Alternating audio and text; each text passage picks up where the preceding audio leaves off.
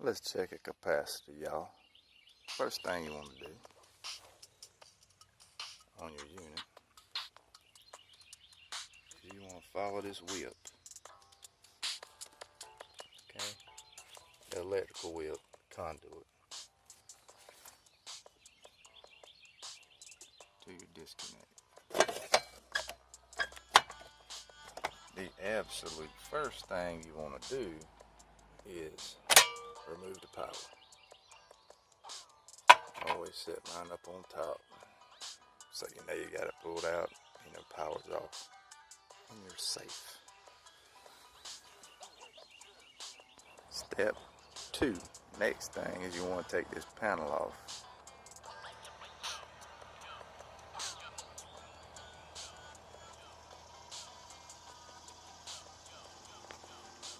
You got a screw here, screw down here, and a screw down here.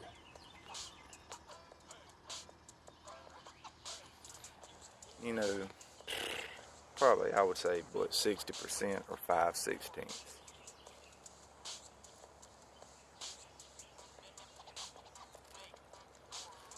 You can get a nut driver or a wrench. I'm gonna definitely use my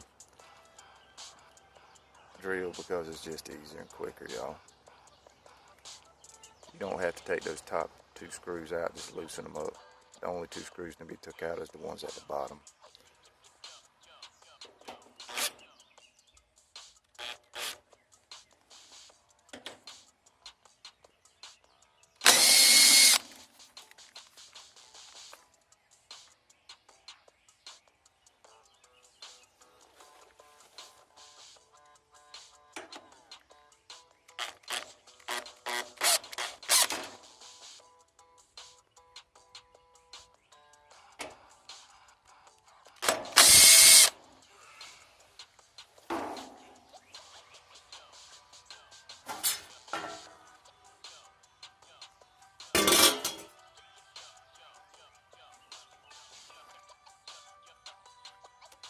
Here's our capacitor we want to check. Step 3, do-it-yourselfers, DIYers. Take a picture of where the wires go, and then take the wires off. Because you need to take the wires off in order to get a proper reading to see if it's any good. Step 4, get a voltmeter that has a MFD selection or either a UF selection and put it on that selection.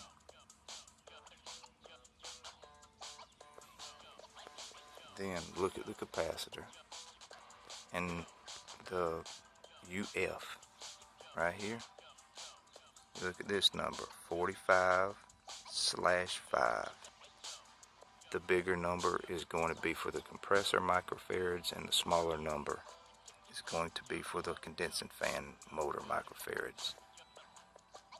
Step 5, go between common and Herm to check the compressor.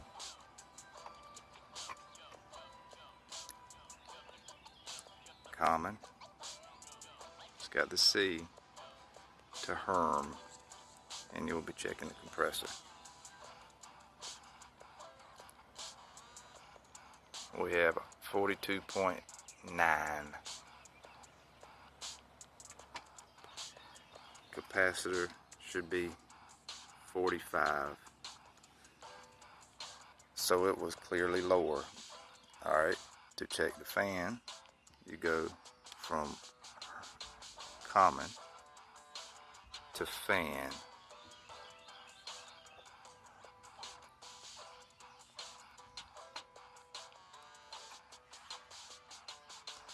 And we're reading 2.5 microfarads, and we should be reading 5, which means we need to change this capacitor because it's lower than it needs to be. Okay, guys? Step 6, when you do acquire a new capacitor, 45.5, right? That's what we need, guys. Go on ahead and check the new one to make sure it's not low, because you see where these things are made at, right? Assembled in Mexico. Alright, let's check them and make sure the new one works, because that'd be really confusing to put a new capacitor on and it be bad. So we would just repeat the steps. We go between common and Herm, and we're wanting to see 45 microfarads. Okay.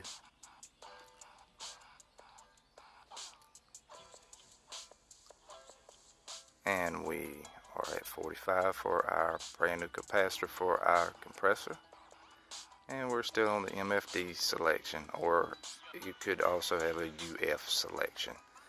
Either one of those will be fine to check the capacitance of a capacitor. Now we want to be on common to our fan, and it would tell us the capacitance of our new capacitor on the fan. Alright, fan and C. And we need to see what? We need to see 5. Let's see if we have it on our voltmeter. And we have 5.2. So this is a good capacitor. So yeah, make sure you check the brand new ones, because if you get one that's low, then you're not going to be doing any justice in putting the new one on there that's low. Okay, I've had that happen to me in the past, so DIY just to help y'all out. Alright guys, if I've provided y'all with some valuable content that y'all can apply out in the workforce in the field, I'd appreciate y'all liking the video and subscribing to the channel. I'm also going to put up a video that I think will be helpful. It is a capacitor hack, and it is DIY friendly.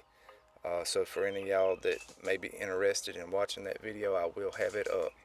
And my head, hit my head, subscribe please.